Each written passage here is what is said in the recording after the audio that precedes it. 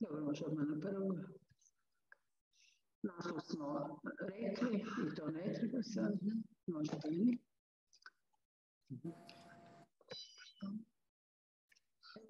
Zaista ću probati biti kratka u ovim uvodnim napomenama, ali ipak to nešto moramo proći, čisto da se nekako senzibiliziramo na temu.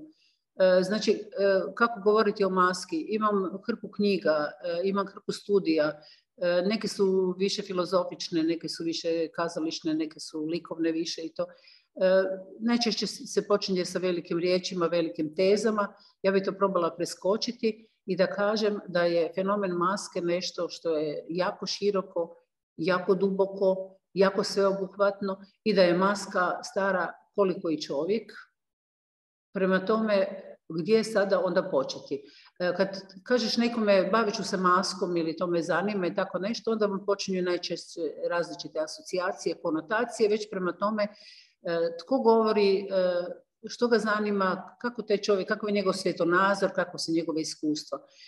Sada možemo razgovarati uživo, napravili bismo taj krug, međutim u ovom slučaju ne možemo, znači prva asocijacija na masku bit će vjerojatno maskiranje karnevalsko, ili ne znam, venecijanski karneval i tako nešto. Neko će pričati o šminki kao maski. Danas je aktualno da pričamo o COVID maski, žalosno je što je i do toga došlo, da je to neka tema, jel? Neko će pričati o maskama, utilitarnim, maske zanata, varioca, ne znam kojih sve majstora, tako dalje, u sportu, ne znam, hokej na ledu, tako dalje, mačevanje. Znači, kad govorimo o maski, onda zapravo ima strašno puno toga gdje se mi zapravo moramo odlučiti, jel, na koje područje idemo. A zna se da mi idemo na područje kazališta. U tim područjima možda bi jedino još istaknula, kažem, oni jako idu u širinu, jel? Naravno, folklor se tu javlja i to odakle je čovjeka u svim civilizacijama, na svim meridijanima i paralelama, što je to blizu zapravo, jel, to nekakvim izvorima. I sad, kažem, ako se odlučujemo to da spomenemo, izdvojimo neko područje, onda bi ja svakako spomenula jedno područje koje se i mene dosta ticalo i koje sam istraživala, a to bi bilo maska u art terapiji. Koja je to magija maske? Što ona čovjeku daje? Ne možemo to sve artikulirati, pogotovo mi koji nismo stručni za to područje, jer ja sam puno radila na defektologiji i sa studentima i puno sam radila uživo sa osobama s invaliditetom, sa djecom s posebnim potrebama, ali ja ne mogu reći da sam ja ušla u neku egzaktnost tog područja da bi mogla nešto docirati. Međutim, možda više vođena intuicijom i tim umjetničkim nagnućem, ja sam to ipak radila i mislim da je to za mene bilo dragocjeno i nadam se da sam ostavila neki trag u tim osobama s kojima sam radila. Kad govorimo o nekakvoj tajnovitosti toga, nekakvoj magiji, nekoj mističnosti, onda moram samo spomenuti da je to i osim toga dosta neistraženo, što sam čula i od kolega, ili na defektologiji i tako, i vidjela u praksi. Jednom sam vodila radionice u Grožnjanu gdje smo radili pretežno s maskama i bila jedna djevojčica koja je tamo nešto lokalno, vjerojatno preko obitelji, provodila ljeto, i ta djevojčica stara možda jedno 4 godine, ako ne 5 godina, tako nešto. Ona je se pridružila nama kao ansamblu i s nama je provodila tih recimo 10-ak dana koliko smo bili tamo. I ona je masku doživljavala na jedan poseban način, puno intenzivnije nego mi svi zajedno. Ona je naprosto se tresla kad je vidjela masku. Tako je reagirala. I onda bi poslije rekla njena mama, kad smo mi otputovali i otišli, ona bi pitala preko zime 10 puta kad će opet oni s maskama doći. I to je bilo za mene nešto toliko prekrasno i zapravo jedna enigma. Šta je ta maska pokrenula u njoj? Znači, kažem, baš je autistično dijete. Eto, to je zapravo jedan primjer nečega meni nepoznatog. Znači, maska ima toliko različitih funkcija, što sam sad spomenula kad sam spomenula konotacije, razne i asocijacije, pa ne bi na tome puno gubila vrijeme. Samo da kažem posmrtne maske, pa recimo ratne maske, jel to sve što spada u prošlost, plemena i tako, pa onda maske za ples, koje su možda zapravo i najviše povezane sa kazalištem, iz kojih se ona zapravo i izvile, je tako? Ali imamo tako i različite materijale i mogućnosti izrade. Naravno da su aboriđini i oni koji su bili bliže prirodi, nego mi izrađivali od prirodnih materijala najčešće maske, gdje nema granice u mašti za čime su posezali. Ja sam imala sreću da sam dosta boravila u Berlinu i tamo imaju ti muzeji koji su posvećeni, recimo jedan posebno oceani, ne znam, Africi i tako dalje. I mogla sam stvarno to vidjeti uživo, izučavati koliko je to beskrajno bogato područje bilo. Naravno, to se ne odnosi na današnje vrijeme i mogu vam reći da sam malo razočarana kako se umjetnici, barem koliko ja vidim, ili moje znanje, da me neko korigira, bilo bi mi drago, da se premalo nekako bave maskom, premalo se posvećuju kao da nisu otkrili. Donekle mogu reći i u likovnoj umjetnosti, ali u kazalištu poglavito. A kad se u kazalištu pojavljuju maske, onda su one najčešće nekako svrsishodno upotrebljene. Znači da neko mora nositi masku zato što je nemoguće da neka životinja glumi u predstavi, pa ćemo onda to riješiti na takav način lutkom ili maskom i tako. Ali da izostaju sve ove nekakve druge mogućnosti i funkcije. Ja da se ponovo rodim, mislim da bi se samo maskom bavila. Toliko sam opčinjena time.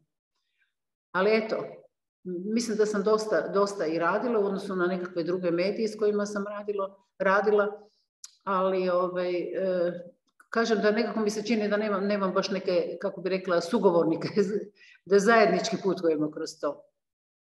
Znači, maska bi bila jedan medij koji je negdje u umjetnosti i povezuje likovnu umjetnost i kazalište. Već je sama po sebi, znači, intermedijski fenomen. Koliko je ono u likovnoj umjetnosti, koliko u kazalištu, to naravno ovisi o ljudima koji se time bave, o autorima.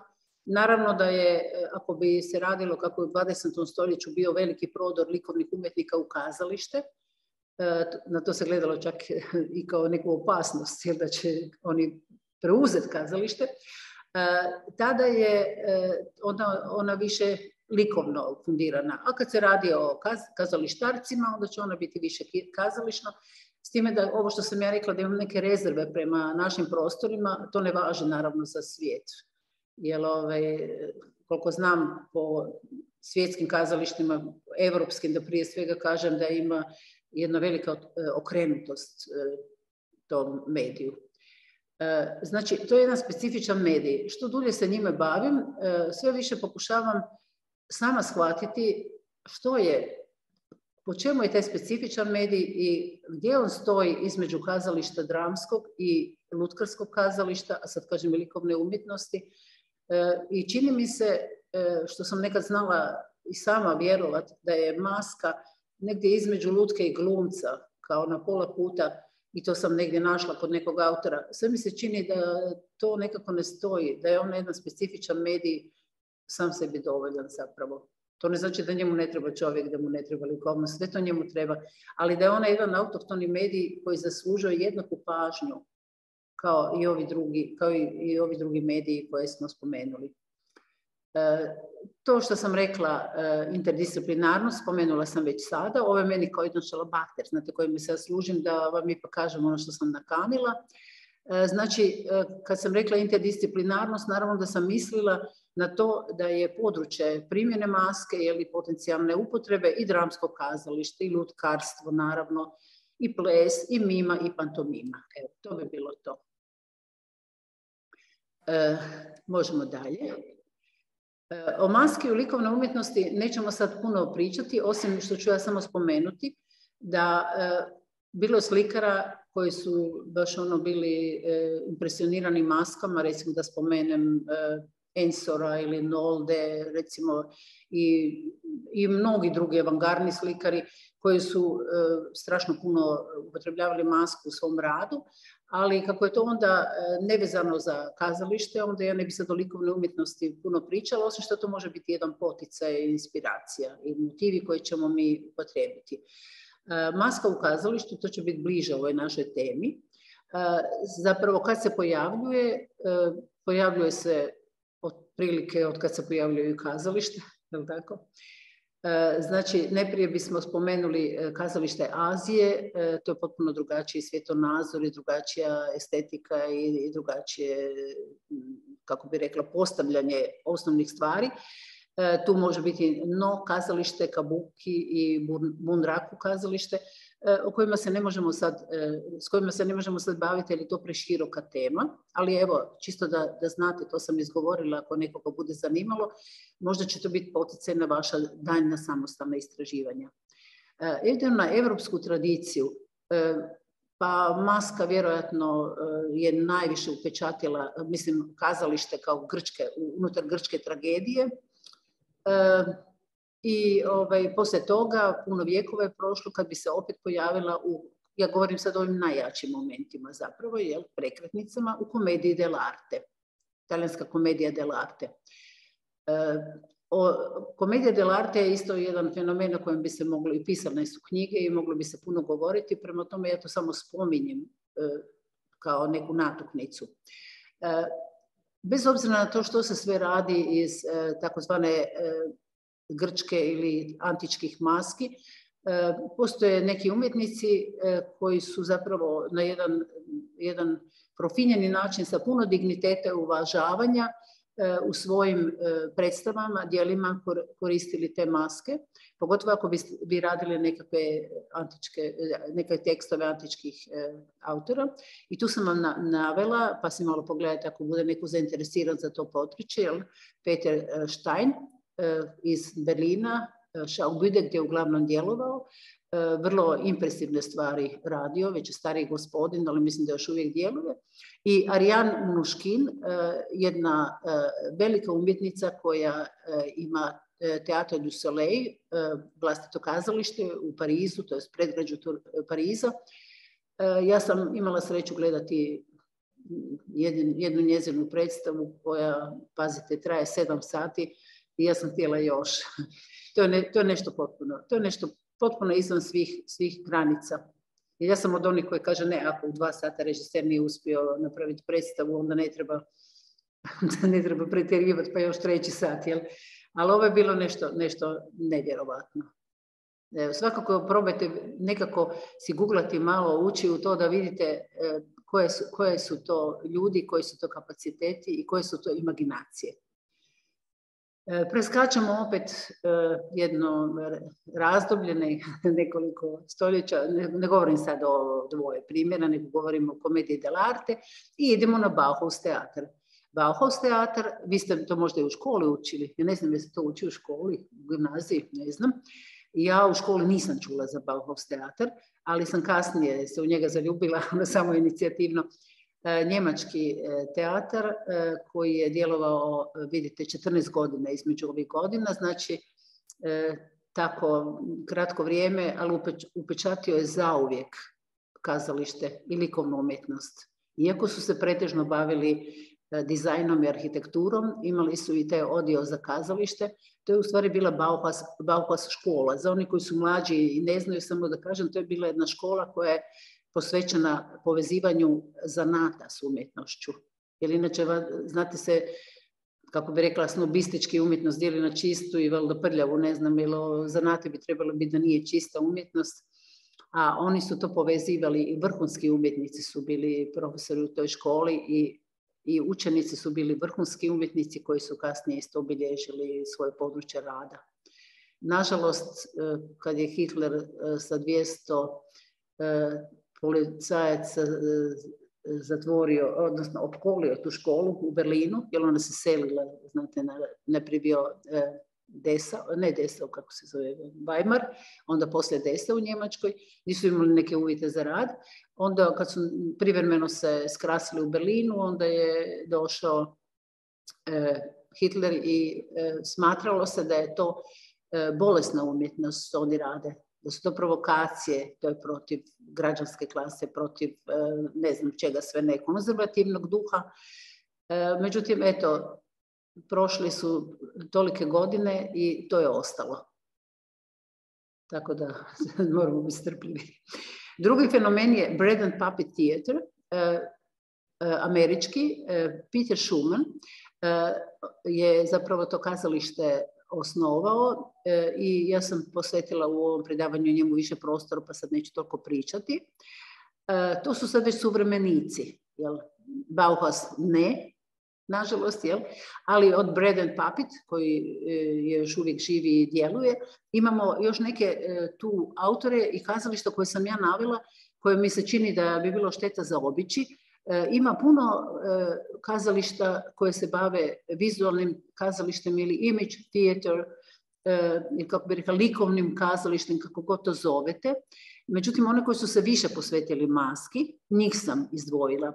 Jedan je Mummenschanz iz Švicarske, pa ako bi nekog zanimalo, samo da kažem, njegova velika prednost, odnosno specijalizacija bi bila u tome da rade začudne stvari. Da zapravo ljude zavlaču u neke cijevi, upotrebljavaju neke materijale kako bi se neke plastične mase, pa da se lice pred publikom transformira i tako. Meni, moram priznati, to nije nešto filozofično što bi mene previše zanimalo, ali u ovom smislu tehnike i maštovitosti mislim da stvarno zaslužuju veliku pažnju i dignitet. Zatim teatar, mislim da se čita Mischung, što znači nešto kao ludost, a autorica, odnosno, kako bi rekla, glavna osoba u tom kazalištu koja je to pokrenula je ta Ilka Schönbein iz Njemačke. Imala sam sreću gledati njezinu predstavu i to baš s maskama i to je nešto što me toliko dirnulo. Ona je najprije počela, znate, u Stuttgartu, čini mi se kao ulična zabavljačica, znate, i tako se probijala na neki način dok neko nije prepoznao to što ona ima reći, vrlo ambiciozno, vrlo studiozno, vrlo filozofično. To vam kažem, ako bi nekoga to zanimalo, da zna da malo sam istraži.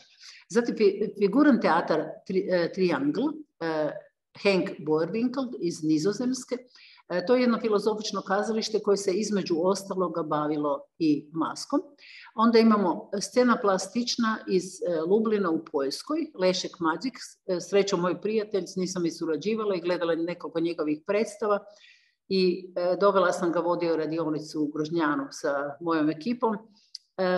On se možda nije toliko eksplicitno bavio maskom na onaj način kako mi to očekujemo, ali on je uspio tu masku postići na drugi način, da je depersonalizirao i depsihologizirao svoje glumce koji tako postaju bilo lutke ili maske. Tu sam iz prve ruke doživjela to iskustvo da vidim da zapravo ne moram sve pokriti da bi se lice izbrisalo, nego da se to može postići na drugi način. I sad na kraju još imam nešto što ne mogu o tome puno reći, to je teatar Maska i pokret, to je iz Bosne i Hercegovine, to su, vidite, jedan par, sad se ne mogu sjetiti kako se njezino ime, kako ide, Kostović i Manzik iz Sarajeva, koji su se isključivo posvetili radu s maskama i pokretom. I to bi trebalo isto malo istraživati. Ja ne znam jel oni djeluju, gdje žive i što rade. Ja nisam još ušla u tragove. Ali sam vidjela neke njihove radove koji su zanimljivi jako i duboki. Evo, možemo dalje. Vidim kako stojim s vremenom. Loše. Osobitosti maske. Znači, ako uzmemo sve maske u obzir, kad govorimo sad više o teatru, depersonalizacija je bitna osobina. Zapravo, što maska oduzima, nekakav identitet čovjeku, ili tako, briše izvanjsko, površinsko i ponire unutrinu. I tu se listaju slojevi koji se zapravo listaju kao neka lica o kojima mi zapravo sami ne znamo da ih imamo. Nismo ih svjesni. Nije ni čudo da se zna reći da je maska ogledalo duše. Neko bi rekao maska pokriva. To je prva pomisao. A druga pomisao je da pokriva nešto što je manje važno, a otkriva, odnosno izvlači iz dubine ono što je suštinski, što je važnije i što smo zapravo mi. Briše pojedinačno, nebitno slučajno, upućuje na opće, naravno, pa to je već radila i komedija dell'arte, jer tamo nisu bili važni pojedini glumci, nego su bili tipovi važni. Znači, dottore, to je svaki doktor. znate, i Harlekin, i Kolumbina i tako dalje. Znači, tipove stvara. I osim toga, slično kao kod lutkarstva, moć, sposobnost da se vidi radnja kao takva. Jer, sad ću reći za lutke, ako dvije lutke, na primjer, zapale cigaretu, onda mi nećemo gledati ko je to pušio, ili ne, da kažem još ljepši primjer, dvije lutke se ljube. Ako se dva glumca ljube na sceni, kako kaže Mrkšić u Drvenim osmjesima, malo ga citiram, da, mi se ipak ne možemo pomoći. To se ljube, recimo, glumac Pero i glumica Ankica. Ne možemo se oteti tome. Međutim, kad se dvije lutke ljube, onda nam uopće nije važno ko se to ljubi, nego je to poljubac. To je važno. To je znači glagol. Poljubac nije glagol, ali ljubljenje je glagol. To je radnja. To je važno. To je ono što kažem da sve postaje opće. Zatim, osobitost maske, a to bi sad trebalo se referirati opet na Svijet Azije, Pozorište Azije, divna knjiga koju je napisao Tvrtko Kulenović, ne mogu sad o njoj puno. Znači, uspoređuje istočnjački i zapadnjački, jer istok i zapad kao dva svijeta i drugačije svjetonazore iz kojih proizlazi onda je umjetnost drugačija, naravno, kao posljedica, i jezik znakova koji je kod nas na zapadu zamro. Ja se ne sjećam kad sam u kazalištu morala čitati znakove, kažem morala pod navodnicima, imala priliku, ali to svijet tih znakova, znači to je istovremeno reduciranje upotrebe govornog riječi, eksplicitnosti, logosa, logike i tako dalje. Tu se koristi nešto drugo, a to je više kao taj, kako smo rekli, govor tijela, neka spontanost, intuitivnost, naslućivanje i neke druge stvari. Teško je tu par rečenica reći, ali znakovi, to je nešto što je jako bitno i to može lutka i to može maska. Sad imamo kazališnu masku danas, gdje bih htjela reći da je to sad jedan skok, naravno, s obzirom na ovo da se ovo gore osobitosti maske odnosilo na sve, kako sam rekla, i na antički teatar, i na istok, i na komediju dell'arte. Neograničene mogućnosti oblikovanja i postizanja maske, to su primjeri beskrajnih modifikacija. Ja sam sad htjela ovo prošvercati kao nešto što je mene oduševilo u svijetu maske i što me zapravo ovdje i drži. I taj jedan labirint, neki ponori iz čega ne mogu zapravo izaći van. To su zaista neograničene mogućnosti oblikovanja. A kad kažemo oblikovanje, sad si zamislite što sve može biti maska, gledano danas mnogo slobodnije. Jer kako ja i na lutku gledam mnogo slobodnije, to ne mora biti antropomorfno i zoomorfno biće koje liči na čovjeka i životinju, nego to može biti ova čaša, ne znam koji predmet, ovaj list, pa tako gledam i na masku. Znači, doista su neograničene mogućnosti postizanja, nisam samo rekla oblikovanja maske, jer oblikovanje spada u likovni posao, skulptorski ili najčešće ipak skulptorski, mada može biti i slikarski, ne znam kakav sve drugi, ali postizanje maske, to samo da vam kažem, možda je to sad prečica, ali to znači da bi ja postigla masku, što sam spomenula za ovog mog prijatelja Lešeka, da može se maska postići tako da ništa nismo izradili, nego da glumca stavimo ili izvođača, što je točnije reći, u situaciju da on briše svoje lice.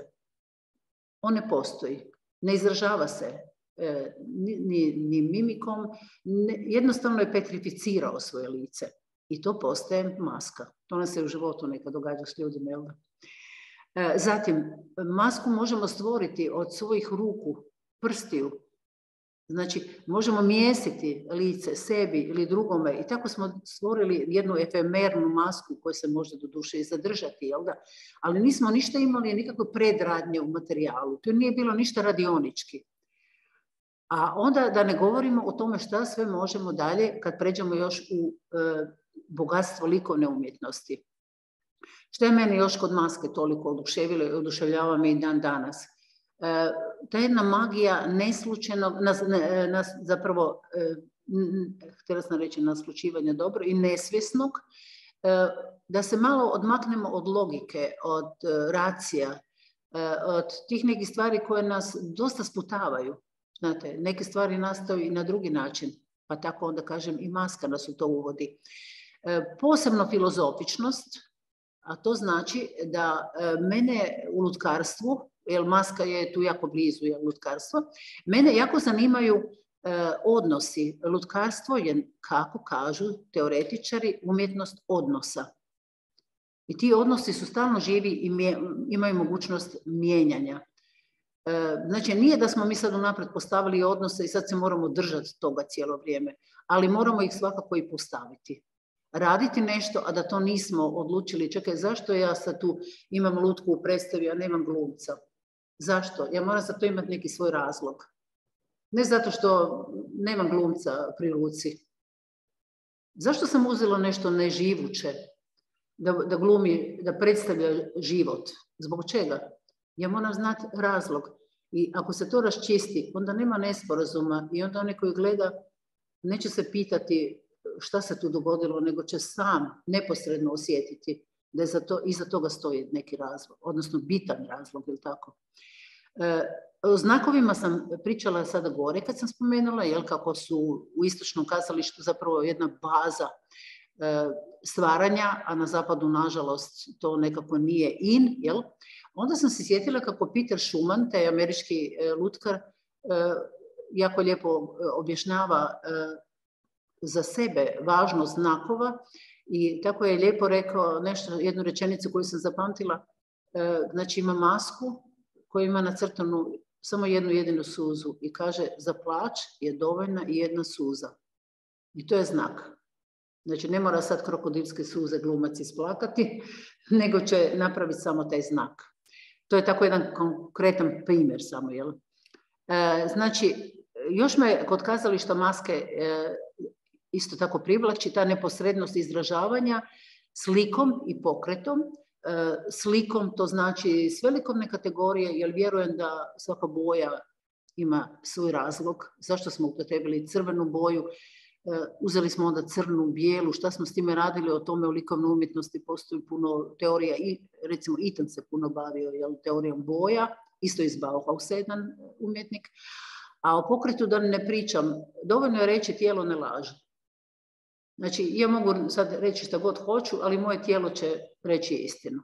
Evo, možemo dalje. Sad malo neobično, dječji radovi koje sam ovdje stavila ovako ad hoc. Znači, rekla sam, likovna umjetnost može biti inspiracija. Maska može biti napravljena ad hoc, kako sam rekla, skoro prstima ili tako nešto. A može biti upotrebljeno ovako nešto što u likovnoj umjetnosti recimo baš to objet trouvé, znači predmeti koje nalazimo okolo i koje ćemo staviti u novi kontekst da bi dobili novo značenje. Ali iz ovoga ne stoji samo to, nego ako neko slučajno zna, nisam sad mogla naći kopiju Magritta, belgijskog slikara, René Magritte, koji je napravio recimo krasnu, mislim mnoge slike su mi više lutkarske u stvari nego slikarske njegove, ima dva lika koji su pokriveni velom, lice glave je pokrivena velom, ja sam to upotrebila čak u jednoj predstavi Pješčani sati, da se približavaju dvije osobe i svaka ima taj polutransparentni veo na licu.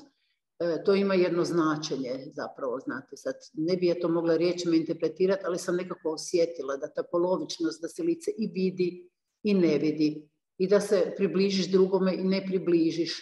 Tu se može puno o tome razmišljati, jel?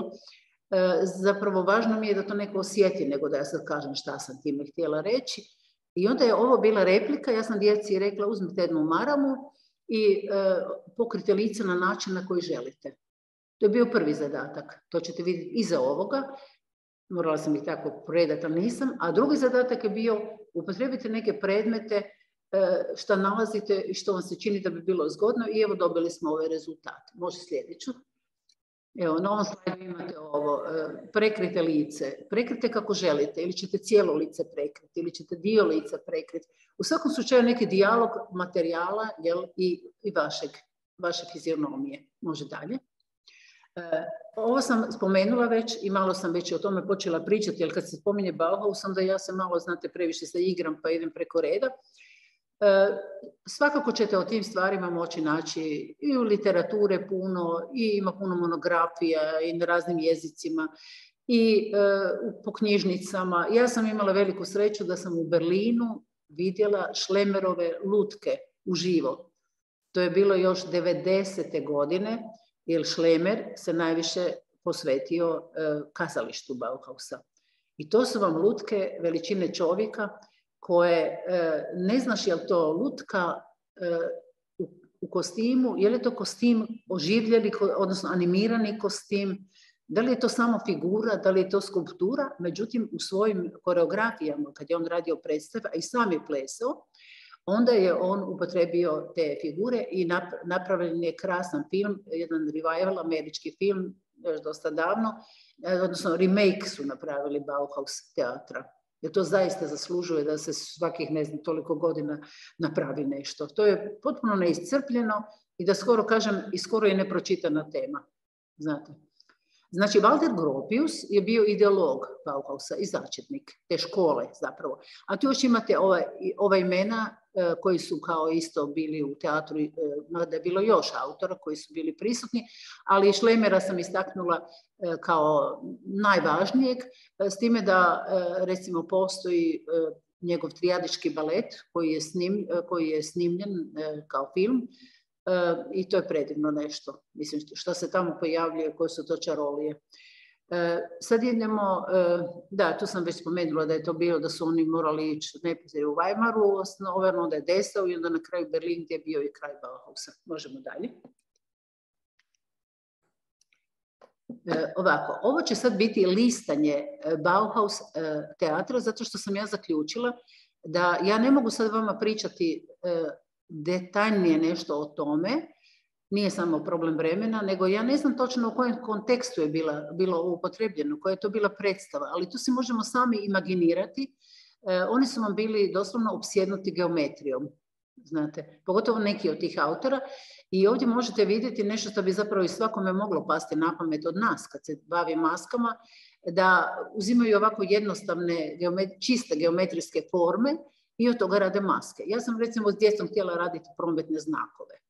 Ovo baš je podsjeća na prometne znakove, to bi njima bilo blisko životu, jel tako?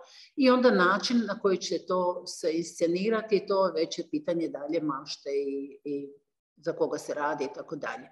Mi ćemo zapravo sad izlistati, ja ću se tu i tamo na nešto referirati, ali čisto da vidite jednu bogatu likovnost, neograničenu bogatu i disciplinu kojom su radili. Može? Da, ovo bi oni zvali to, može i sljedeće. Pogledajte konstrukcije koje bi oni zvali mehanički balet. Gdje tu vidite balet? Oni su željeli da te forme, nežive forme, ožive i tu imamo taj balet.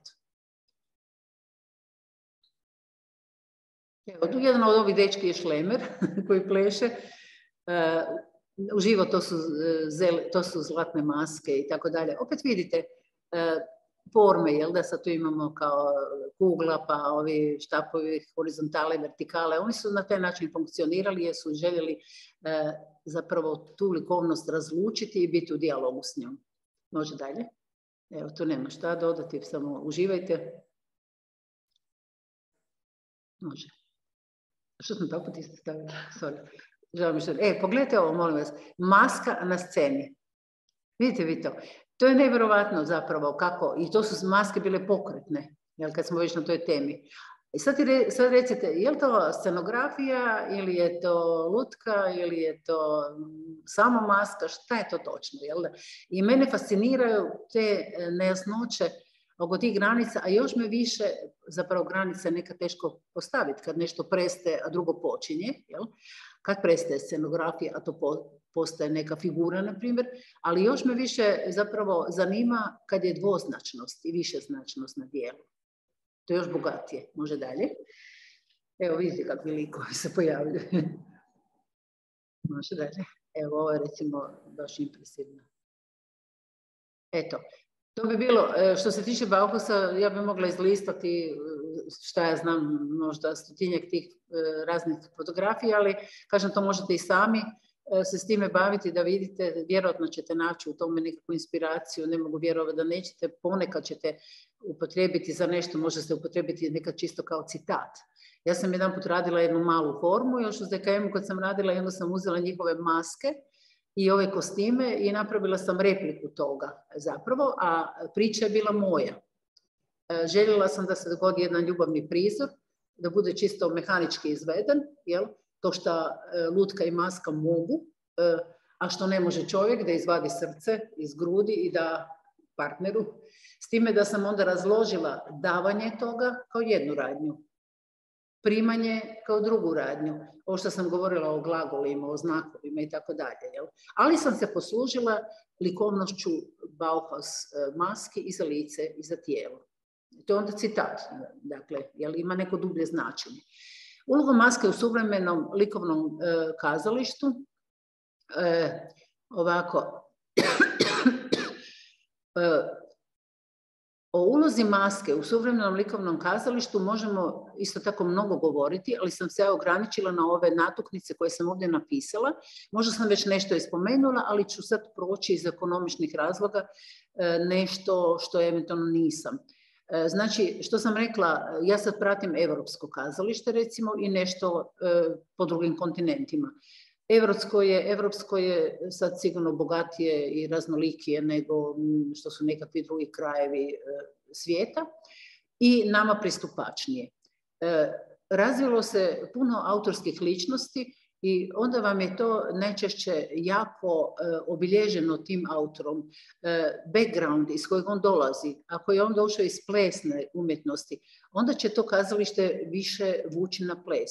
Ako je on došao iz likovne umjetnosti, onda će to možda biti malo manje pokretno, više će biti statično. Sve ovisi o tome kakav je koji autor i svako od njih je neponovljiv i daje kompletno obilježje svom radu koje je potpuno prepoznatljivo i jedinstveno. Ono što sam rekla da probamo neka imena napomenuti, mislim izlistati, ali toga je previše da bismo uopće govorili, to nam ništa ne bi značilo osim praznih riječi. Ima mnogo žanrova, znači zastupljeno općenito kao i u svakoj umjetnosti i mnogo različitih stilova.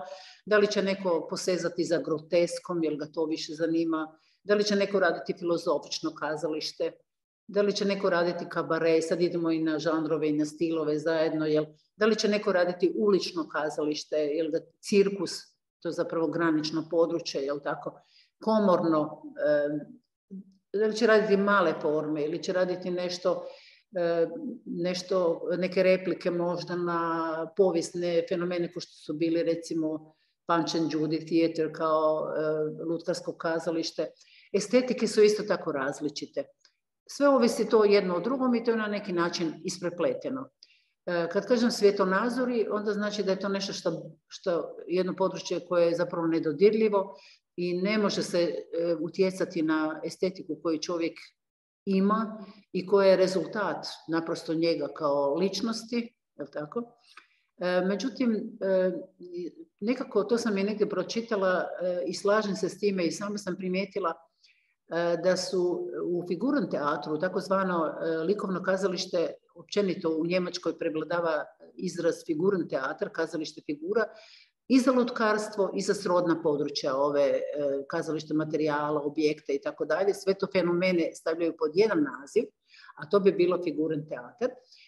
Da primijetili smo da koliko god tu ima autora, da prevladava jedna estetika koja je na neki način tako malo morbidna, kako bi rekli, zato što se najčešće radi za odraslu publiku i onda se uzimaju neke teme koje su dosta osjetljive teme, jel? Čovjek se bavi onim naravno što je izabrao da se bavi, što ga opterećuje, to su vječna pitanja kojima se svi bavimo i zapravo čini mi se kao da se ta jedna estetika dosta ponavlja tu.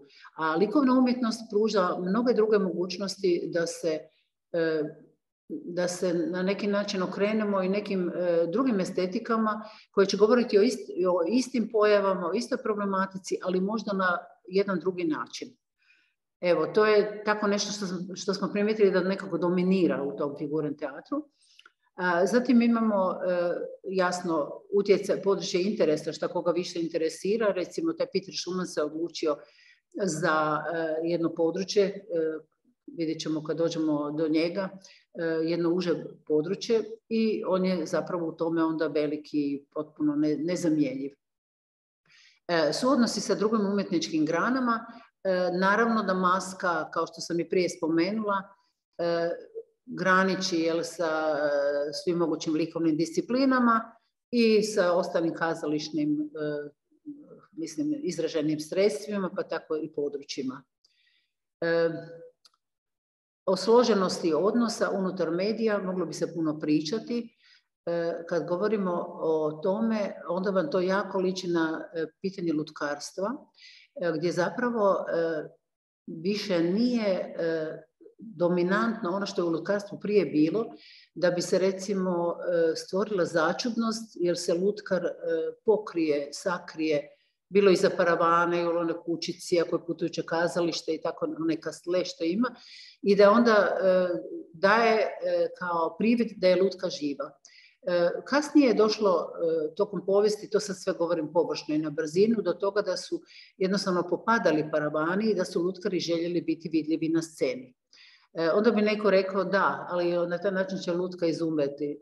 Ne može lutka na taj način izumreti, jer kad nikad nije izumrla, neće ni danas, jel? To se njoj neće dogoditi sigurno, nego se radi o potrebi za novim odnosima. Svako vrijeme ima nekakve svoje zahtjeve. Međutim, ako su ti odnosi površno riješeni, to znači ja sad želim da se mene kao glumca vidi, moj ego je žedan i gladan, onda je to onda, kako bi rekla, neopravdano i smiješno. Ali ako te živi glumac želi komunicirati sa svojom lutkom kao s nečim što on doživljava kao podijeljenu svoju ulogu na dvije. Jedna je njegova uloga živog bića, a druga je uloga koju on upisuje u neživo biće i sad on stvara neke situacije, vrlo zanimljive situacije, gdje zapravo on je suigrač sa tom lutkom, a isto to se može raditi i sa maskom. S time da kod maske postoji još jedna mogućnost koju lutka na taj način nema, a to vam je ovo. Maska je na mom licu, ja se izražavam stilizirano, više pokretom, naravno riječi su, kako smo rekli, reducirane ili ih uopće nema najčešće kad je maska u pitanju. Jel? Zatim ja skidam masku i maska postaje moj partner. Znači skidam ju s lica, a zatim ja skidam i maska dobiva i tijelo i s time sam dobila lutku. Znate. Sad ako vi imate razlog za taj razvoj, onda možete stvoriti krasne stvari. Da se to ne događa egzibicionistički, aha, vidite šta ja sve mogu, nego da ima stvarno razlog za to. Evo, možemo dalje. Ovo je bio jedan primjer, što sam ja rekla da su meni najčešće autori figurnog teatra nekako previše opterećeni ovom nekakvom, ne znam, zapravo morbidnošću i nema tebe sad krivo sad i to je moje uvjerenje, ako imam slobodu da to kažem, i odlazak i smrt i takve stvari ne moraju biti ružni, tako ja mislim. A ovo je sve nekako prikazano sa malo strave, da se ne samo dijete nego i odrasli preplaši. Ja ne vidim tako odlazak, ja ga vidim drugačije, poetičnije. Možemo dalje. Likovne umjetnosti i maske, to je sad isto jedno bogato područje. Znači, jasno da je maska sama po sebi artefakt likovne umjetnosti, znači nešto ljudski izrađeno, kao što su artefakti, muzejski predmeti, a ne nešto što je priroda stvorila, kao kamenje i tako dalje. Likovnost maske podliježe svim likovnim kategorijama. Što sam rekla, kao što je slikarstvo i kiparstvo, znači nije nevažno kad smo stavili nešto na scenu i pokazali, u likovnom kazalištu, za kojim smo materijalom posegnuli, koju smo boju uzeli, koju liniju smo uzeli. Najbolje se to vidi kod Bauhaus teatra. Oni su jako bili disciplinirani u tome i nisu slučajno uzeli ove geometrijske oblike, nisu slučajno imali pokrete ovog ili onog tipa. Sve je to prostudirano i znali su zašto to rade i šta time žele reći. Pa evo samo jedan banalni primjer, jer kažem neću moći puno baš o tome pričati. Zamislite predstavu gdje je sve crno-bijelo. I sad zamislite predstavu tu istu gdje najedanput ulaze boje. Znači, najedanput to više nije crno-bijelo i da li smo s time stvorili neko značenje? Apsolutno. Nešto smo time rekli. Ja sam se jednom mučila, u jednoj predstavi sam htjela da haljina, to je bio Djevin skok, htjela sam da haljina koja je bijela pocrveni, ali meni nije bila fora da ona pocrveni, da se reflektor u nju uperi, nego da ta crvena boja curi po njoj. I ja sam se mučila i onda sam uzela te nekakve silikonske ploče i to sam ja sve zalijepila, zavarila. Unutra sam stavila crvenu boju. Međutim, ta haljina je postala nekako nespretna i debela i nije se to dogodilo što sam ja htjela. Trebala sam, poslije mi je bilo jasno, napraviti neke kanale da se to dogodi, jel tako? Jer sam bila opterećena time da onaj čas pred očima publike dramaturgija traži da se dogodi nešto u tom liku, pred našim očima. Inače, kazalište baš ne poseže za takvim sredstvima. Kostimografi, scenografi će prethodno u radionici napraviti ono što se od njih traži. A likovno kazalište se s time ne zadovoljava, nego želi da se to inscenira, da se to događa pred našim očima. U likovnoj umjetnosti se sve događa pred našim očima. Međutim, likovna umjetnost pak ima problem da nema dimenziju vremena često. Pa zato sad dolazi do toga, jel, da te nekakve sinteze i miješanja medija, da likovna umjetnost hoće ići u kazalište. Više nije možda Kipar zadovoljan time da je svoje eksponate samo izložio, nego on hoće performans, on hoće nešto s njima zapravo više reći na način da on komunicira, kontaktira. Ja sam bila na jednoj radionici jednog prekrasnog španjolskog umjetnika, Joan Baixas se zove, iz Barcelone, i to je bilo u Engleskoj i ta radionica gdje nas je bilo 13 umjetnika različitog profila, znači ono glumac, plesač, likovni umjetnik i sve. Mi smo radili neke čarobne stvari koje spadaju stvarno u vječnost, kud je on nas vodio, i onda smo na kraju napravili prezentaciju. Sad pazite ovo, kad neko dođe, ja imam predstavu, dođe mi ih 10 u publiku, samo 10. Ovdje niko nije bio u publici, osim njega kao autora. Mi smo to napravili za sebe i to jedan jedini puta. Kao moja predstava Kosa soba, koja je pred 2 godine samo jednom doživjela premijeru i to u autonomnom centru Medika. To je bio prostor gdje sam se udomačila, drugdje nisam imala priliku. Jedna jedina predstava je bila. Sad naravno da mi sanjamo da se to još koji put ponovi, ali vidjet ćemo. Znači mi smo izveli taj performans tada i sad sam zapamtila jednu slikaricu, kiparicu koja je napravila od papira, to su bili papiri, špage, običan ovaj efemerni materijal, napravila neke 2 velike noge i to je ona izvodila. Bilo je puno značenja, vrlo suptilno. I poslije smo imali oproštaj, jer on je zapalio jednu svijeću na podu, da smo se pozdravili, svako je rekao neke svoje dojmove i ta mlada cura, ta kiparica je rekla, ja se zahvaljujem na svemu što sam na toj radionici dobila i sad više neću biti samo zadovoljna svojim skulpturama. To mi neće biti dovoljno više. Evo, to ono što sam rekla, otputovati malo u svijet drugog medija i naći sintezu. Možemo dalje.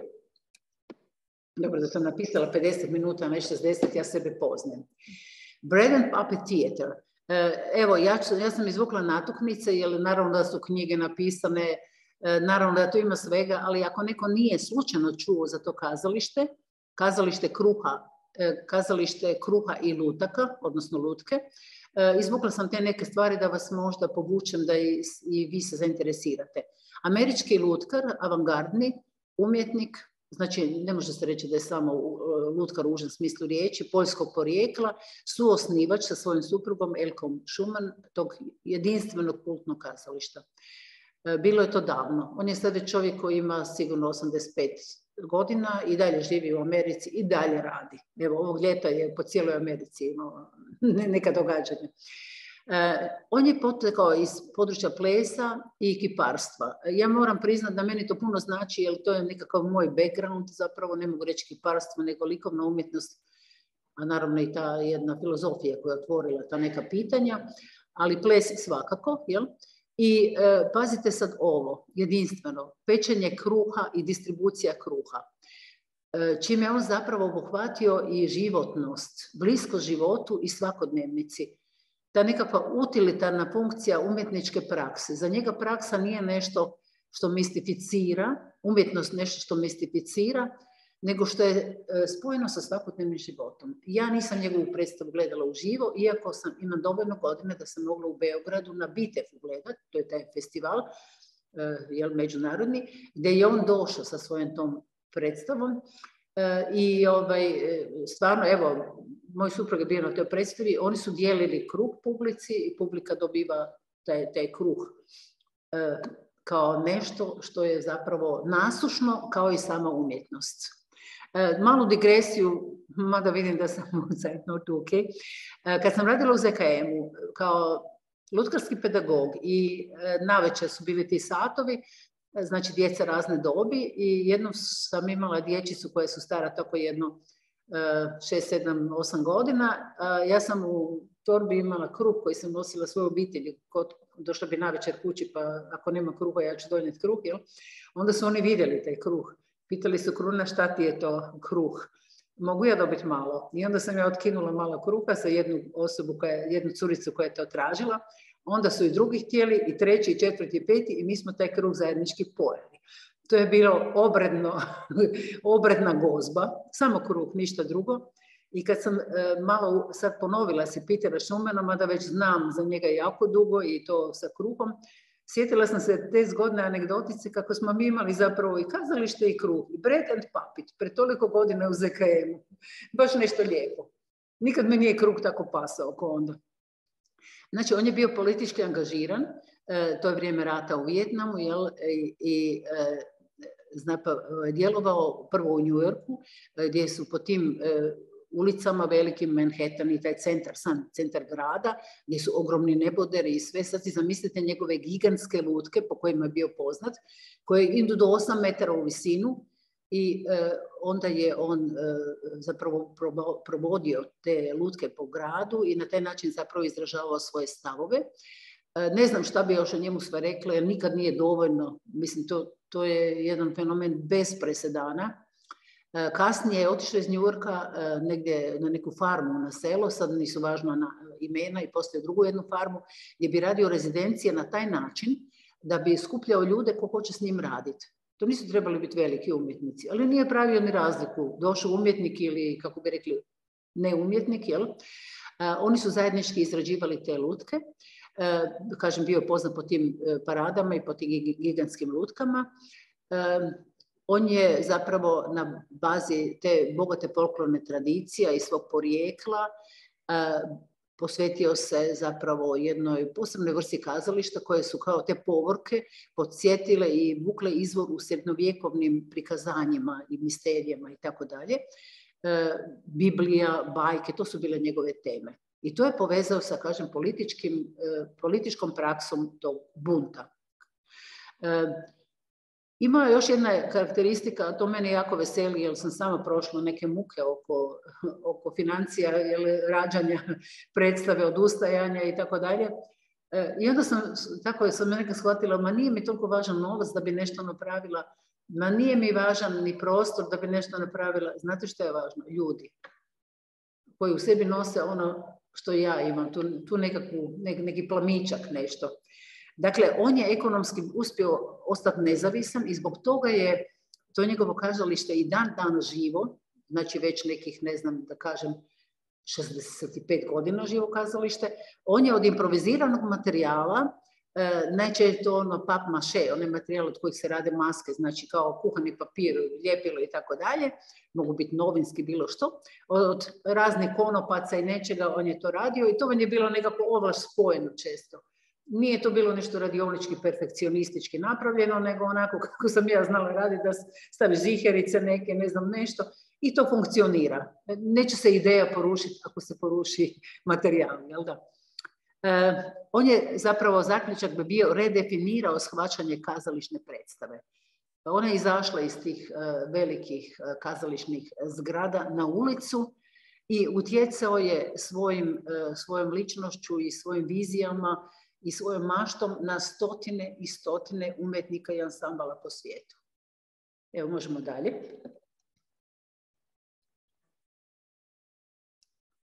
Sad ćemo prolistati Petera Schumana. Ja ću prvo bez riječi, jer ako bi bilo šta rekla, samo bi umanjila doživljaj. Kažem, to su te velike u vanjskim prostorima. Može samo ti ovdje svojim ritmom kako misliš da treba.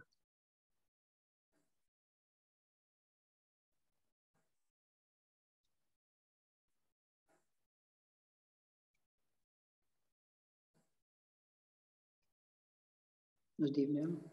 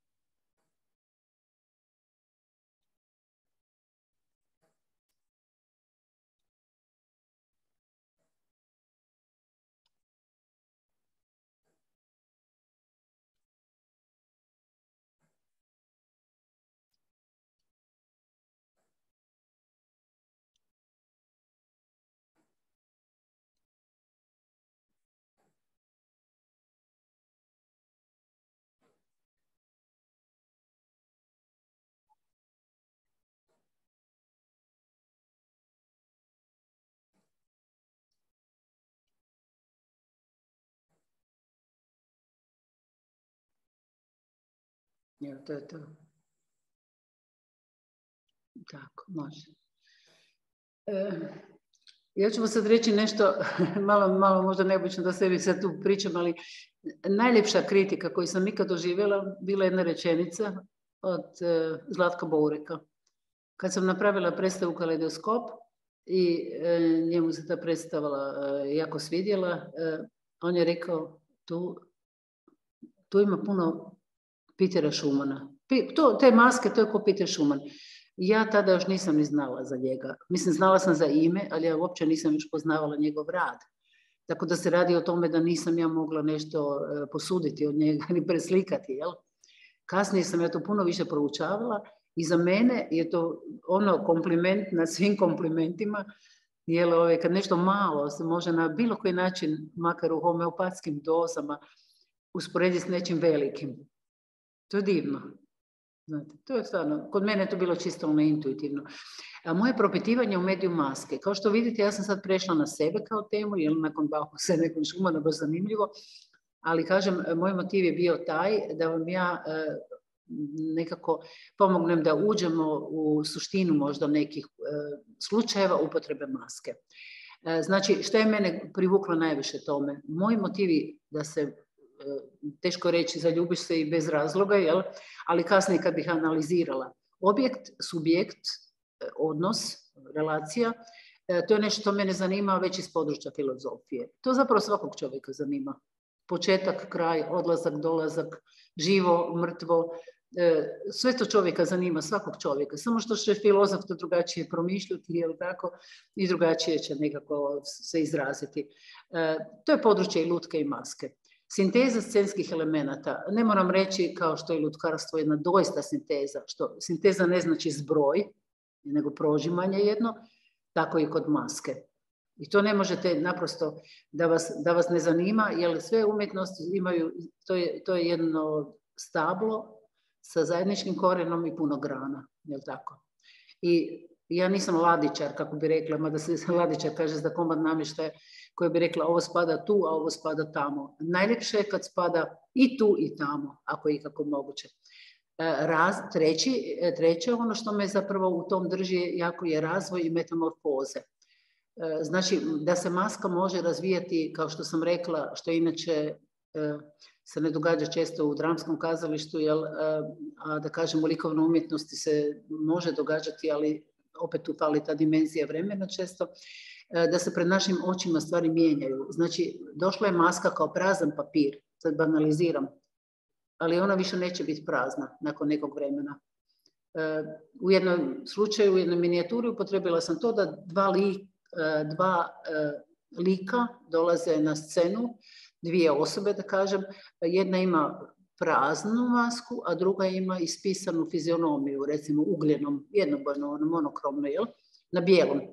I onda one ljušte slojeve maske, s time da se svaki puta kod ove koja je imala cijelo lice nešto izgubi, a kod ove koje nije imala nešto se rodi.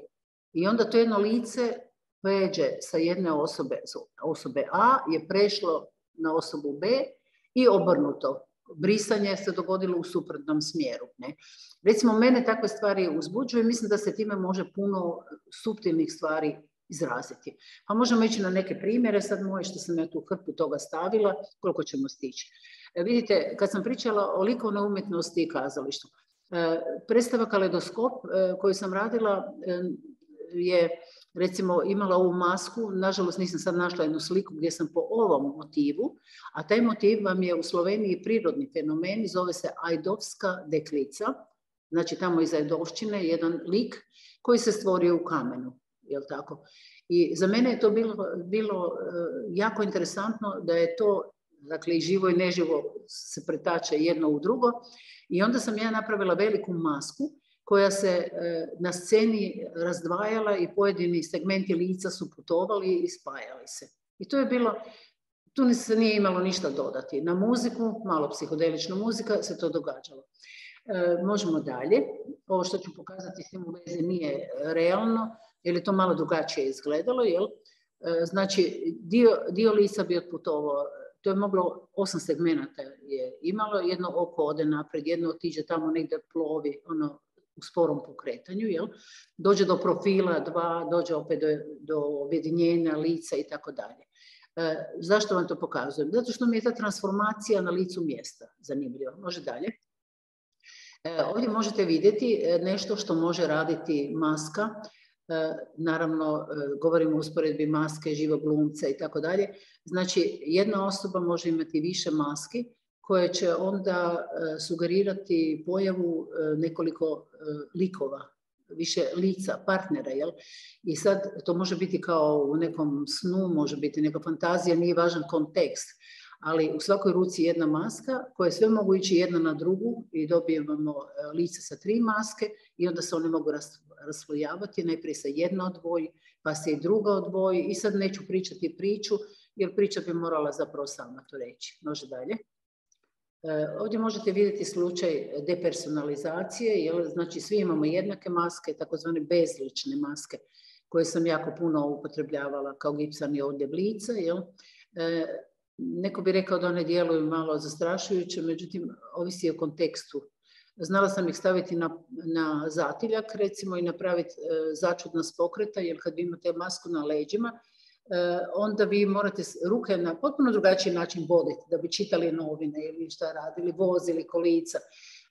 I onda to postane užasno smiješno. Znači, ništa nije zadano, nego to kako ćete to upotrijebiti. Neću sad dalje u tom kontekstu, možemo sljedeću sliku. Evo, ovdje možete vidjeti te maske koje su više groteskne, inače su u živim kolorima. To su inače radili moji učenici, te maske, studentice neke s kojima sam radila jedne godine, dok još nisu bile kao grupa fasade poznati. Jel? Ima jedna tkanina koja povezuje 3 tijela. I oni kad dolaze na scenu su kao u jednoj tubi, a kasnije se to razdvaje zapravo i time smo isto nešto rekli o tu povezanosti tijela i razdvajanju i spajanju i tako dalje. Može dalje. Ovo je jedna maska koja će isto pred našim očima se dogodilo da se mijenja. Zapravo maska koja bi trebala biti u obliku mjeseca i taj jedan par koji se približava iz udaljenih pozicija i onda kad sjedaju na tu klupu, onda i sad kad ovaj kao muška osoba, vidi se da nije baš muška, hoće zagrliti ovu žensku osobu, onda ona izmakne i pretvori se, kako bih rekla, u prah, u pjenu. Evo, to. Može. Prije sam spomenula da možemo imati prazan list papira, a likovna umjetnost nam daje mogućnost da napravimo kroki. I zašto ne napraviti kroki pred publikom na sceni? Tako? Znači, ova izvođačica, Peter Schumann je rekao, meni ne trebaju glumci, to su vam fizičke radnje, da neko donese nešto i pokreće lutku, to su my people. A ja ne kažem baš my people, ali više volim reći performeri i izvođači nego glumci, jer tu imamo drugačije odmah konotacije. Ona ide po sceni i na svaki takav prazan list papira upisuje lice. Može dalje. Ovo je primjer, sad ne znam točno što sam time htjela reći, ali vidite ove maske kojim se te anđeo, kako bi rekla, igra, to su potencijalna lica, potencijalno živa bića, kojih ima beskrajno mnogo i mi ne znamo koliko će ih se još roditi i koliko će doći na svijet, jel? I koliko ih neće doći na svijet, igrom slučaja i tako dalje. I to je početak kao jedne priče o kojoj sad ne mogu pričati, bilo bi to sad velika digresija. Znači, anđeo, ko što vidite, je sam pod maskom, transformiranje na taj način, jel? A on još uz to ima lica kojima će probati dati život. Mislim da će to već biti u jednom od idućih slajdova. Tu vidite isto kao fasto, ne trebamo komentirati, jer se zove pješčani sati. Ovdje možete vidjeti dvije maske zajedno, znači ova gore maska jest maska i lutka na prozoru koja ne utvara neke fantazije o tome kako bi trebala izgledati ta žena, jel, a nedohvatna je ili gore. Međutim, ona vam se razlaže i kad završi taj prizor, kad je taj čovjek koji je puno bliže realizmu, a njegova maska je inspirirana Rousseauom, znači ovim francuskim naivnim umjetnikom. Jel? Njegova maska je potpuno drugačije vrste. Ona je naglavna maska 3D. I on više je realistično biće. Ja hoću da tu nema slučaja, jer se mora znati zašto je njegova maska 3D i zašto je ona te estetike, a ova utvara je nešto suptilnije i po boji, i po obliku i po tom što je zapravo nije plošna, ali je niski reljef u stvari, je li tako?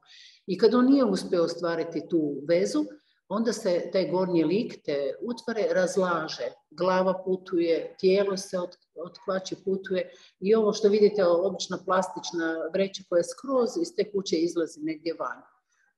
Dobro. Ovdje možete vidjeti maske koje se spuštaju sa stropa, to je bilo u kazalištu Lutaka, znači oni imaju gore te cugove, pa je to sve gore što vidite, pardon, nevidljivo, pokriveno, pošto je otvor pozornice takav kakav je.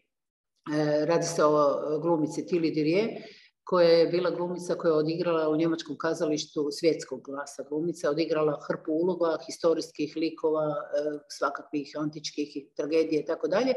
I onda sam napravila tako da se spuste svi ti likovi, a to su od kartona napravljeni kao kostimi koji zapravo predstavljaju njezine uloge. Jel? I onda ona ide i odabere si baš ovu ulogu Judite. S time da to stavi, ne da stavi ispred sebe, da je to obješeno gore, nego ona stane iza toga i na taj način se spaja s tom plošnom maskom, to je maska za tijelo, jer maska ne mora biti samo za lice, i ona postaje od sad dalje Judita. Može dalje. Iz iste predstave, ovo je sad nevažno, je li Holoferni i Judita. Da, kad sam pričala o upotrebi maske i to, jel? Znači suodnos izvođača i maske može biti jako zanimljiv. Ovo smo radili jednu predstavu koja je igrala samo u Engleskoj, u Hrvatskoj nije, na tekst Sunčane Škrinjarić, zapravo netrpeljivosti. Danas je jako aktualnoj temi i uvijek, jel? Znači ovo dvoje, kako se zvala, sad se ne mogu sjetiti ni naziva njezinog teksta, po tome je to rađeno. Znači ovo dvoje su drugačiji nego većina ljudi i na neki način se pokazuje netolerantnost grupe prema tim pojedincima. Grupa je jaka kad je grupa, jer svako kad bi bio sam ne bi bio, on je u sebi gol. On je, vidite te ruke i noge koje izviru i glava, to je kao neki puž, crv neki koji zapravo je i sam ranjiv, ali on se naoružao tom kućom koja ga štiti, to je štit doslovno, jel? I isto tako društvom koje je isto tako. Znači ovdje je bilo meni jako važno napraviti odnos između živog čovjeka i njegovog štita. Može dalje.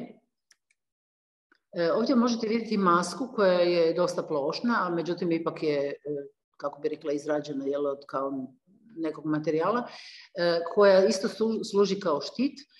U jednoj predstavi imam 3 takve maske koja se naprosto kao odljepljuje od lica, od tijela, iza lica i za tijelo, na razne načine. Jedna će se samo maknuti kao zastor, jedna će se svrkati ovako prema dolje, a sad se ne mogu sjetiti kako ono bilo za treću, jer zapravo ogoljujemo nešto što je površinsko i površno na nama, a što zapravo skriva nekakvu suštinu.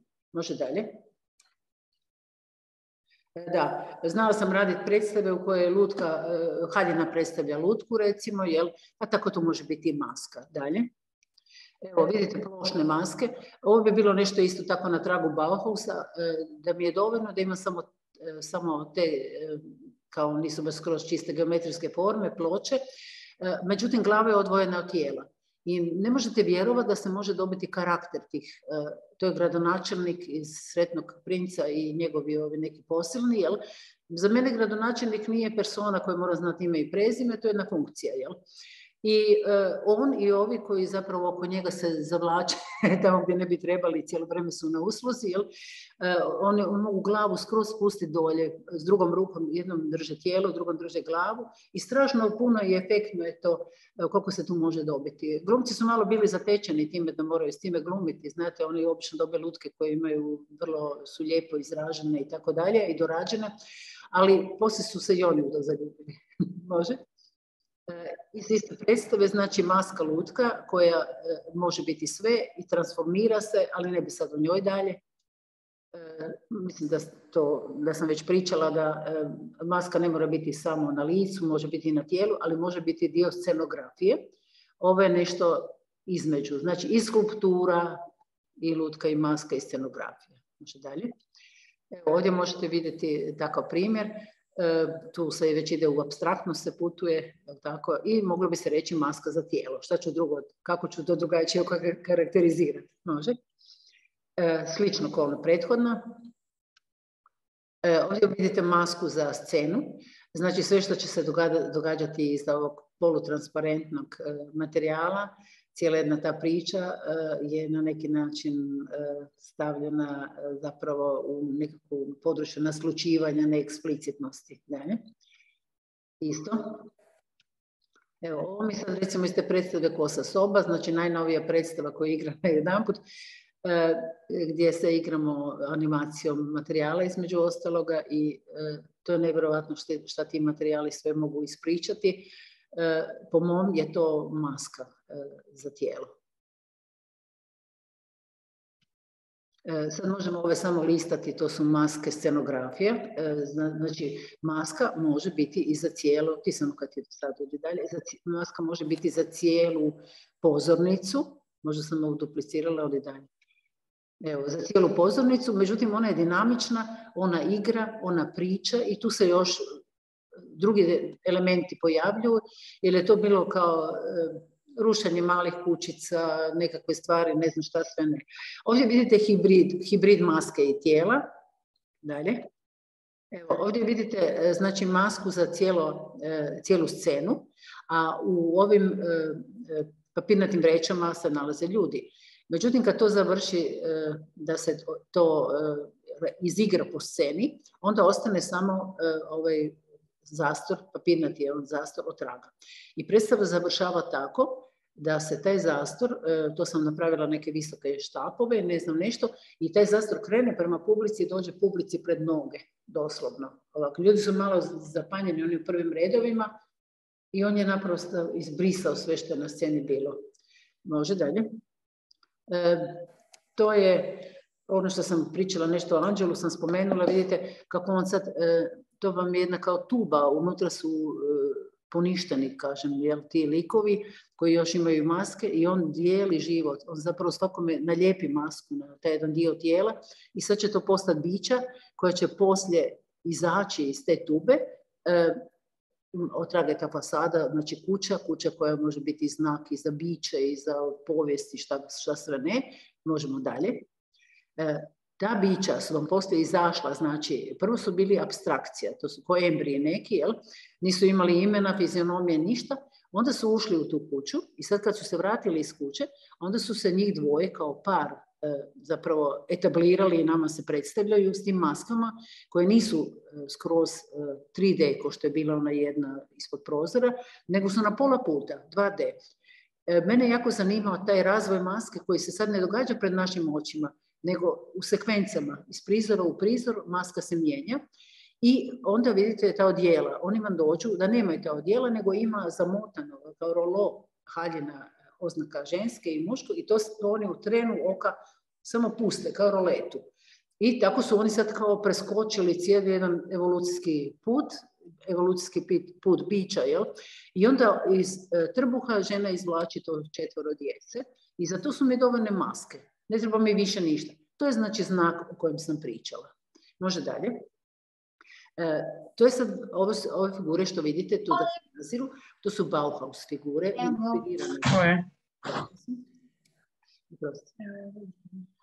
A? Što vrijeme? Imam 5 minuta.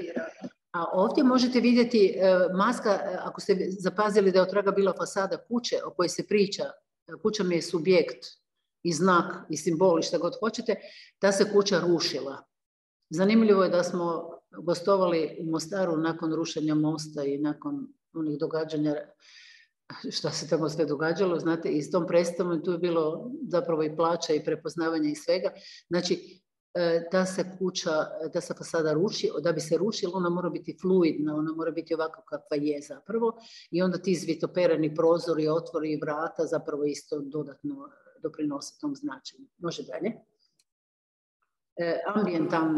Ambijentalna upotreba maske u Grožnjanu, evo, samo da zapazite, to nema šta komentirati, ovo lijevo, to bi bila kuća u kojoj smo mi, ne, to je bila kuća muzičke akademije, gdje smo mi koristili taj prostor da bismo dobili začudnost dodatnu, da jedno biće se razvuklo kroz cijelu kuću, tu mu je ruka, tu mu je noga, tamo mu je glava, a ta fasada je meni slikarsko platno u stvari. Može dalje.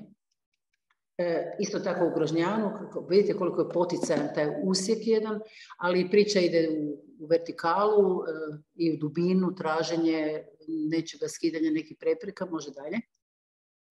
Taj prijatelj Lešek Mađik je vodio sa mnom u Grožnjanu radionicu u lođi jednoj koju je on zapravo transformirao i od nje napravio kazalište, ali mogu isto tako reći i masku.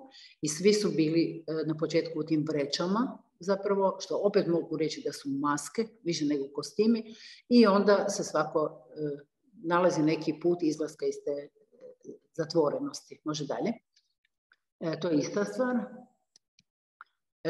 Nisam napomenula prije, naravno da maska se može staviti na ruku, na nogu, ne znam na koji sve dio tijela i možemo, mi smo dosta eksperimentirali s time da tamo gdje je maska, da je to, da taj dio tijela vodi biće u prostor. To su jako zanimljive improvizacije i vježbe. S maskama nikad niste gotovi. To je divno istraživati. Možemo dalje. Evo, to su maske drugog karaktera. To vam je isto u ambijentu u kazalište Lutaka gore na terasi gdje smo to radili. Može dalje. No, samo prođe. Evo, sasvim su drugačije karaktera i to vam je to.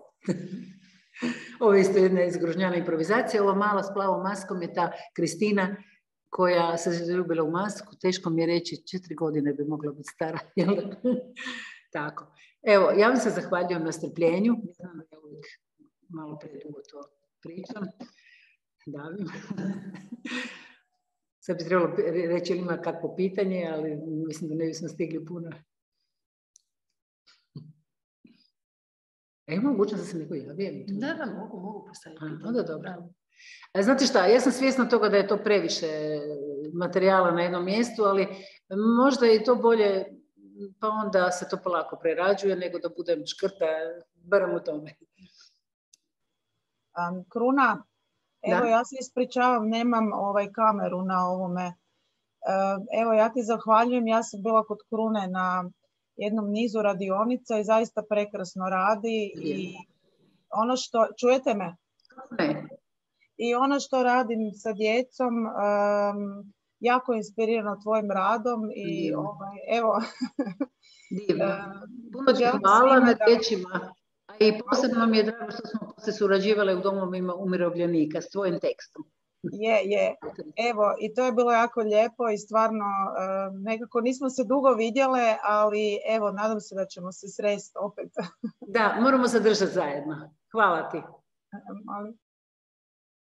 Evo, od kad je bila, za ove koje ne znaju, ja sam kćer od Dijane i od kad je bila na radionici ne prestaje pričati. Meni je stalno korona, pa ima radionicu, pa moraš ići, pa joj, znaš šta je ovo, pa sam bila i na predstavi. Evo, jako mi je drago da sam... A puno mi znači da si ti došla i ta mlada generacija da pokazuje interes za tako neke stvari. Puno ti hvala. Hvala također puno. Ja sam te prepoznala. Evo, baš mi je bilo jako, jako zanimljivo. Ajde, hvala. Evo, javit ću se ja sam Božena Delaš. Gospođa Kruna, mi smo se čak i upoznali, ja sam radila 25 godina u Gradskom kazalištu Lučaka, bila sam glumica luckarica. Nažalost, ne radi mi kamera, eto. I na jednom pifu sam bila na vašoj radionici i pratila sam vaš rad, gledala sam Djevin skok i kroz sve ove godine, tako eto, uvijek pogledam što radite. I danas mi je toliko drago što sam uspjela biti na ovoj radionici, jer sljedeći tjedan radim edukaciju maske s djecom povodom mjeseca knjige. Eto. I tako sam naišla, tako da me toliko oduševilo sve ovo i vaš pregled koji ste prikazali i sve to što ste radili. I naročito mi se sviđa ta vaša filozofija koju pretačete u praksu i način kako promišljate kazalište maske. Evo, baš sam vam zahvalna na ovome. Puno ti hvala, sjećam se ja tebe i želim ti sreću u svemu što radiš i da na djecu preneseš to i općenito to što ti u sebi nosiš, to bogatstvo i nadam se da će doći još neka prilika, nekog kontakta. Da, to je baš bilo lijepo. Ja sada živim u jednom selu u Makarskom primorju, totalno neki drugi džir, ali nadam se da ćemo možda jednom i tu nešto pokrenuti, jer je vrlo inspirativan prostor i mislim da bi vi bili prava osoba da dođete jedanput ovdje, ali o tom potom. Da, što meni je ambijent pola, kako bi rekla, pola toga mi je ambijent. Ali ja sam bila iznenađena kad sam čula da si ti otišla i sve to, ali znači da ti slijediš neki svoj put i autentičnost i čestitam ti. Hvala vam, hvala puno. A kad mi ovako piše Maja, Irena, onda ne znam ko je to. Ja ću se javiti, ja sam Irena Vitaljić. Aha. Ja sam bila u Mostaru prije 10 godina, ne znam nija kada, na radionici maske, gdje smo skakali u Mostar u Rijeku, tako da... Ja skoro stradala, jel? Sjećam se. Na moj rođendan skoro sam se utopila, to je priča za sebe. Da. Ajde, virovi. I ti si bila, što mi je drago. I nekako ta radionica mi je ostala u sjećanju onako upečačena i nikad neću zaboraviti maske, rad s maskama, kako masku napraviti, kako od ničega stvoriti masku, kako svaki predmet može biti maska i kako utjelovito oživjeti je. Tako da to je nekako nešto, ja sam radila u kazalištu u ZKM-u do prije 2 godine i radim u školi i na faksu i bavim se dječjom psihodramom, tako da uvijek negdje tu imam tu masku. Tako da hvala. Ajde, super, i tebi hvala. I ja imam jako lijepe uspomene iz Mostara. Hvala. Mogu nešto reći, vidim da se priključila gospođa Ivana Bakal. Tu sam. A to je ovo s naočalama, lady. Baš sam lijepa. Jako sam umorna, ispričavam se. Kasnije sam se priključila, ali veliko mi je zadovoljstvo biti u ovom projektu sa Krunom i Kruna je opet održala još jedno odlično predavanje i uvijek mi je jako inspirativna. Pa eto, sutra zatvaramo projekt, dakle ovo je 3. faza, projekt koji je trajao 3 godine, ali sam sigurna da ćemo Kruna i ja još puno surađivati u životu. Inače u glavi imam drugi projekt. Dobro. Ne mogu mirovati, to nema pomoći. A znate, ovdje se osjećam živom, to je to. Super. Gospođa Ivana, ja sam samo htjela reći, ja sam ona Božena Delaš koja vas je zvala vezano za Dalmatiner projekt. Dobro. Drago mi je. Trenutno, mala je pauza od toga, ali eto, opet me zovu iz turističke, možda bi se nešto pokrenulo i baš mi je to super što i vi surađujete i sa Krunom i što tako divne stvari radite. Možda će nešto u budućnosti ipak biti realizirano u Malom Zaostru. Znate što, naprosto ne smijemo posustati, moramo se boriti i moramo raditi u uvjetima koje imamo. Ukratko samo da kažem da sam 2 predstave koje sad igraju, samo što nije 100 puta, za male bebe kad sam dobila unuka, onda sam bila inspirirana da to napravim, jel? A onda bez ikakvih skoro para sam napravila. Međutim, koliko je djece vidjelo te predstave po cijeloj Hrvatskoj, znate, svi su bili u nekakvom splinu, ništa se ne može, ništa. Onda sam rekla mojoj Morani, ona je bila moja učenica, Morana Dolenci. Morana, ništa se ne može. Znaš što da napravimo? Naš je odgovor, idemo raditi predstavu. I napravili smo predstavu. To tako ide. Nemojte da vas neko guši. Da. Divno je vas vidjeti. Hoće se još neko potičuća energija, to je stvarno super, da nema odustajanja. Ja bih voljela da je neko kritičan prema meni, mada to je sad post festum, znate, ja bih vam sve htjela reći i ja bih vam sve htjela pokazati. I ja sam svjesna toga da ja nekad nisam probavljiva. Ali to vam je neki eros, to vam je nešto, znate, to vam je, ne mogu se suzdržati, jednostavno vuče me to, šta da vam kažem. Pa se ispričavam ako sam bila malo na neki način naporna. Ali niste, znate šta, to je toliko slojevito znanje i sve što ste spomenuli, to su sve neki mali svijetovi, jeli? I svi ovi umjetnici koji ste govorili, vi ste toliko istraživali njihov rad, oni su toliko napravili, ne može stvarno stati sve u sat i pol. Ovo bi trebalo biti u nastavcima. Ali znate šta, u nastavcima možda. Ja sam sad pripremajući ovo predavanje, stvarno, mislim, jako sam bila samo kritična u tome kako da ga trasiram, jel? Onda sam zaključila, ma ne, pa to treba 6 sati, ma to treba 12 sati. Ali onda sam mislila, pa ko će izdržati više od sat i pol? Znate, ali kako kažete, da je to u nekoliko nastavaka, onda bi se izdržalo. I ne može čovjek se zalijepiti za kompjuter nakon radnog dana i sad tu izdržati, Kruna hoće 120 minuta. To se ne usuđujem. Ajde, lijepo. Baš vam svima hvala. I sanjajte, stvarajte i budite sretni u tome. Da. Vi ste nam došli kao vitaminska injekcija. Super, drago mi je. I ja sam od vas to dobila, znate. Ja sad ne idem doma, nego ja letim doma.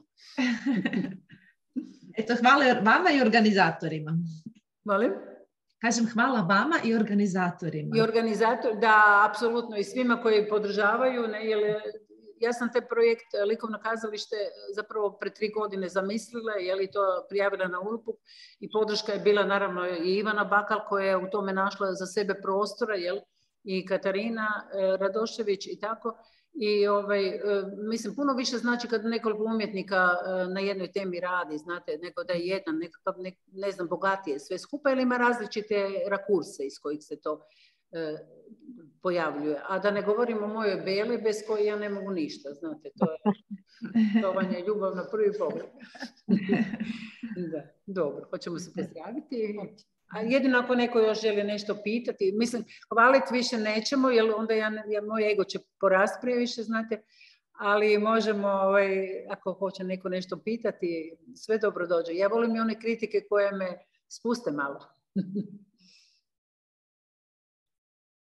Nema. Evo, ja bi se htjela javiti, Kruna, ne znam da li me se sjećate. Aha. Ja sam u Dobrom drvu prije 4-5 godina išla sa kolegicom Ivanom iz dječjeg vrtića Izvor na edukaciju vezanu uz lutku i kazalište. I evo, moram pohvaliti se, nismo od tad vidjeli. Smo išli zajedno, jel? Tako je, Dijana, tako je, da. Tako. Čekaj, oprosti, ali to nije tvoje ime, sam zaboravila. Tina Krpan, ovo sam ja sad došla doma s posla pa mi je crkao mobitel u Dobro. buksu, pa sad tam Mladen. To mi je Jesi ti ona mama puno djece? Tako je, 4 A kako ne bi znala? Eto. Dobro, Eto. i šta, da, divno nam je bilo, da. Da, divno i evo sad radim dalje cijelo vrijeme, jel, znači u dramskom programu u dječjem vrtiću, evo tu je jedna moja najmlađa. Da, je krasno.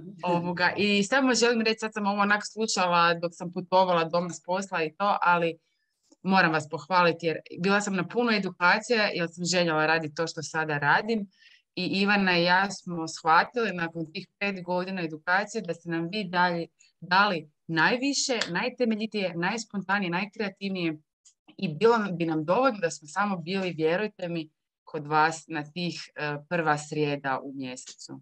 Eto, ovo je sad bila nadogradnja, ja sam još bila na onoj masi kad ste imali na ribnjaku i kad smo oblikovali rukama glinu i to isto radimo dalje u vrtiću i taj neki unutarnji kad izlazi. Zatvorenih očiju, jel? Tako je, predivno, tako da evo, ostali ste mi u najljepšem sjećanju i uvijek kad spominjem kolegicama za edukaciju, tražite krunu gdje ima, jer to je nekakva osnova i ako niš drugo da vas snimimo pa da vas daljnjih 5000 godina generacije. Ajde, kako lijepo. Znam da opet hvalim, ali morala sam to. Prvo, puno ti hvala. Drugo, prošli tjedan sam imala sa osobama s autizmom radionicu na Ribnjaku. Znate šta, nema stvari koje me ne zanima. Dijana isto zna kad smo radili predstavu na njezin tekst za umirovljenike, to je bio jedan evropski projekt. Znači, radionice i predstave su, ovi umirovljenici nisu prestali igrati, oni bi igrali to cijeli život, znate. Ali onda je počela korona i to. Znači, nema što me ne zanima. Bebe, osobe s problemima sa ovim, s onim, znači, što sam rekla, rehabilitacija, umjetnost, ova što zovu čista.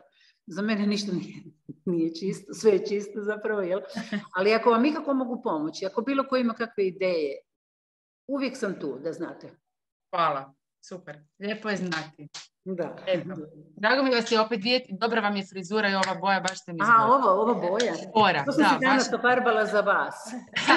Imamo čast, super. Tu su mi se pojavile neke frčkice, što ne volim, jer imam prirodno frčkavu kosu, pa sam rekla, jučer frizerke čuju, ne mogu tak doći pred ljude, tu je ko Bušman, jel?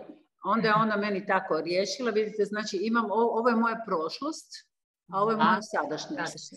Ima smisla sve kod vas, to znamo. Sve mora imati nekog značenja. Da. A vi ste mi sve lijepe. Eto. Jedino ova osoba petrificirana se ne miče, to je maska. To je jedna maska koja je dobro nasmiješena, nema problema. Da. Pusa svima. Dobro. Hvala puno. Ja vas volim i samo sretno i slijedite svoj san. Hvala vam. Pozdrav. Hvala, Đenja. Da. Doviđenja. Doviđenja.